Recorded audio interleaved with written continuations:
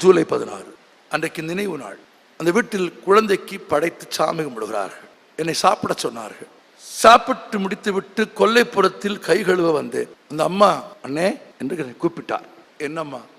அவங்க 2 வருஷமா வேலைக்கு போகாம இருக்காங்க. நீங்க ஒரு வார்த்தை சொல்லி அவங்கள வேலைக்கு போக சொல்லுங்க. அவங்க வேலைக்கு போய் சம்பாரிச்சு கொண்டு வந்து போடணும்னு ஆசைப்பட்டு கேட்கல. இப்படி வெளிய தெருவுக்கு போகாம வீட்டுக்குள்ளேயே இருந்தாங்கன்னா நெஞ்சடைச்சு செத்து போயிடுவாங்களோன்னு பயப்படுறேன். அதனால ஒரு வார்த்தை சொல்லிட்டு போங்க என்றார். சொல்றேன். ஏன் நீங்க வேலைக்கு போறதில்லைன்னு கேட்டேன். பொழப்புக்கு போகத்தானே வேணும். நான் என்ன வேலை செஞ்சுக்கிட்டு இருந்தேன்னு உங்களுக்கு தெரியுமா அப்படின்னு கேட்டார். நான் இந்த ஏரியாவிலேயே பெரிய சமயக்காரன். அடுப்படியில் போய் நின்னா அரிசியோ பருப்போ எண்ணெயோ காயோ என் கையால குனிஞ்சு நான் எடுத்து போட மாட்டேன். நான் குனிஞ்சு கையால எடுத்து போடுற ஒரே பொருள் உப்பு மட்டும்தான்.